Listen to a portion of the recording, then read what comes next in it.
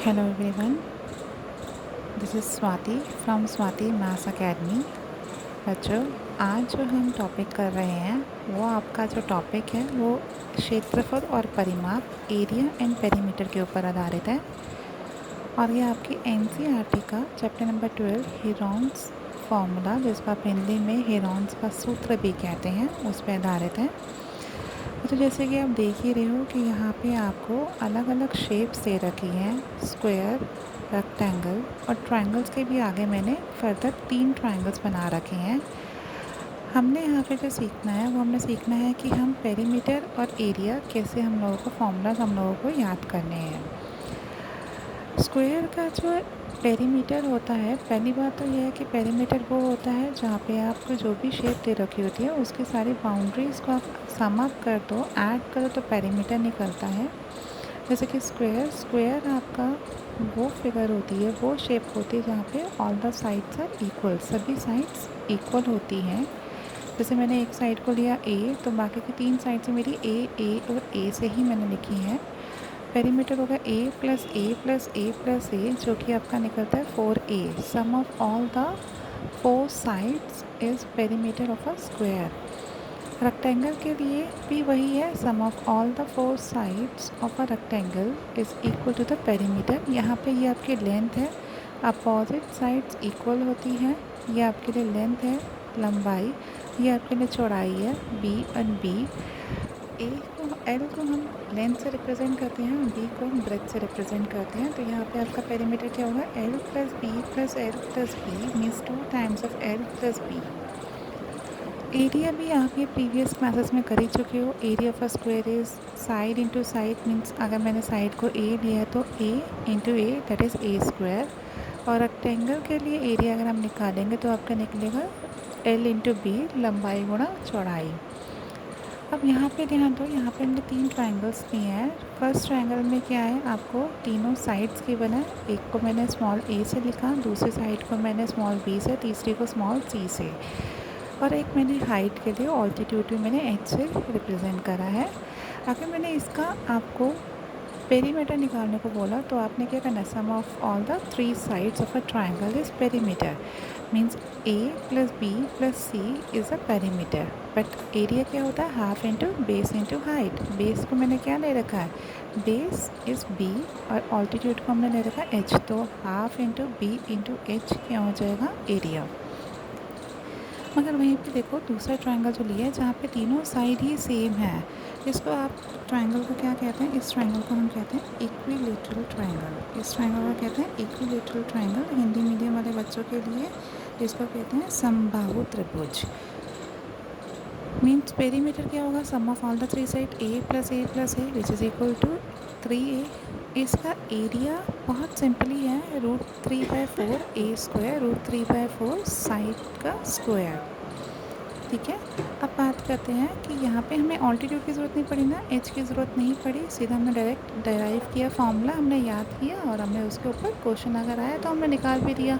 मगर अब यहाँ देखो, अगर मेरे पास तीनों साइड डिफरेंट है, तीनों साइड अलग अलग लेंथ की है, जिसको आप बोलते हो हिंदी में विषमबाहु त्रिभुज, जिसको आप इंग्लिश में कहते हो स्केलिन ट्रायंगल, और आप हिंदी में कहते हैं इसको विषमबाहु त्रिभुज। तो यहाँ पे क्या हुआ कि पेरीमीटर तो इजीली निकल जाएगा, सम ऑफ ऑल द 3 साइड से ए प्लस बी प्लस सी, ए प्लस बी प्लस सी से पेरीमीटर।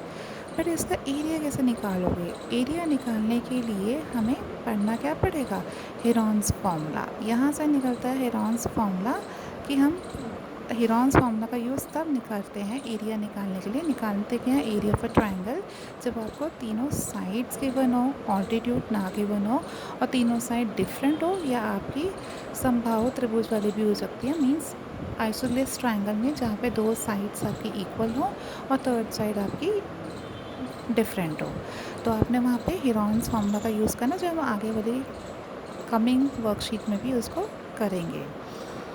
अब बात करते हैं आपके जो वर्कशीट में एग्जांपल्स दे रखे हैं और जो क्वेश्चन दे रखे हैं उसके एक्सप्लेनेशन के बारे में बात कर लेते हैं।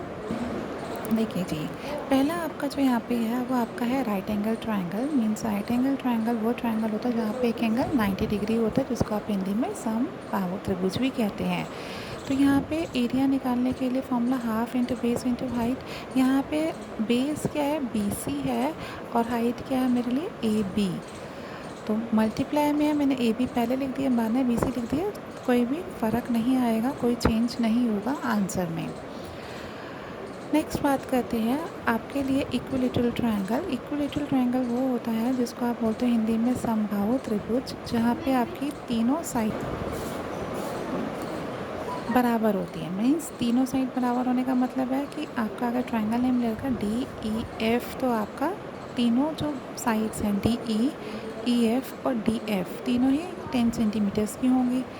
आपको निकालना क्या, आपको इस ट्रायंगल का एरिया निकालना है। अब मैंने एरिया इक्विलेटरल ट्रायंगल का आपको पहले भी बताया कि डायरेक्ट फार्मूला है √3/4 A square means the side, √3/4 into 10 reduce करा, 2 के टेबल से रिड्यूस हो जाएगा, 2 2 सा 4, 2 5 सा 10, अगेन हम रिड्यूस करेंगे 2 के टेबल से, 2 1 सा 2, 2 5 सा 10, मल्टीप्लाई किया 5 into 5 is 25 √3 centimetre square. Area जब भी निकालते हैं यूनिट का ज़रूर ध्यान देंगे, वो आपका सेंटीमीटर स्क्वायर या मीटर स्क्वायर होगा। नेक्स्ट बात करते हैं, हम इसको अगर इस तरीके से ना करें, अगर हम नॉर्मल निकालें half into base into height, तो कैसे करेंगे, आपकी जो थर्ड साइड जो बेस है EF वो 2 पार्ट्स में इक्वली डिवाइड हो जाती है। मीन्स DG जो है वो यहाँ पे आपके लिए H का रोल है। तो DG आपके लिए अगर H है और EG क्या हो जाएगा, वो हाफ हो जाएगा, half of the length EF। EF है 10, तो EG हो जाएगा 5 सेंटीमीटर्स। पाइथागोरस थ्योरम अप्लाई करेंगे, और पाइथागोरस थ्योरम क्या कहती है, हाइपोटेन्यूज का स्क्वायर किसके इक्वल होता है, बेस स्क्वायर प्लस परपेंडिकुलर के स्क्वायर के। यहाँ पे परपेंडिकुलर स्क्वायर निकालना है तो हाइपोटेन्यूज के स्क्वायर में से बेस स्क्वायर को माइनस कर देंगे। मीन्स 10 का स्क्वायर माइनस 5 का square comes out to be 75। ये निकला था DG का स्क्वायर। हमें निकालना है DG की लेंथ, सिर्फ H निकालना है, हाइट का आपने स्क्वायर नहीं निकालना। तो आपका ये क्या हो जाएगा, जब आप स्क्वायर रूट लोगे तो 5√3 सेंटीमीटर ये आपकी हाइट निकलेगी। अब आप फॉर्मूला अप्लाई करोगे half into base into height का। हाफ बेस आपके लिए क्या होगा, EF जो कि 10 सेंटीमीटर है, H अभी हमने निकाली है 5 इंटू √3, कैंसिल आउट किया, 2 के टेबल से रिड्यूस हो जाएगा, तो 5 इंटू 5 25 √3 मेरा आंसर निकल के आ जाएगा। मीन्स दोनों ही तरीके से आपका आंसर सेम आता है।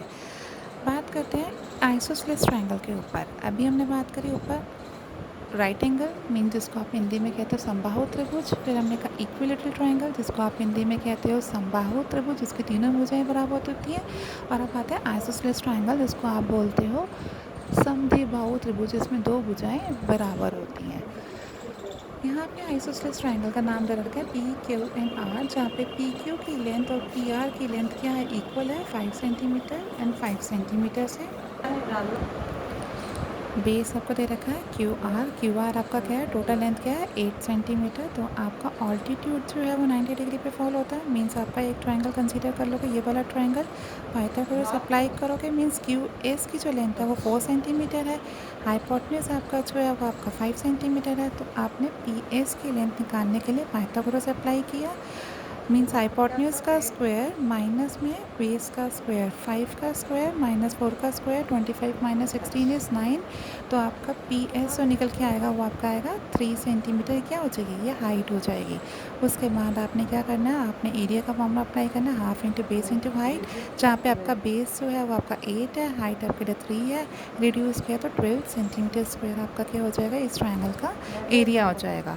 इसके अलावा आपको जो क्वेश्चन दे रखे हैं ट्राई दीज करने के लिए या ट्राई योरसेल्फ में, आपको पहला क्वेश्चन जो दे रखा है वो दे रखा है कि आपने इक्विलेटरल ट्रायंगल है जहाँ पे आपकी एक साइड क्या है, उन्होंने कहा जो आपकी बराबर साइड से वो 12 सेंटीमीटर की है। तो आपने या तो आप इस वाले फॉर्मूले से कर दो या फिर आप इस वाले से कर लो, ठीक है।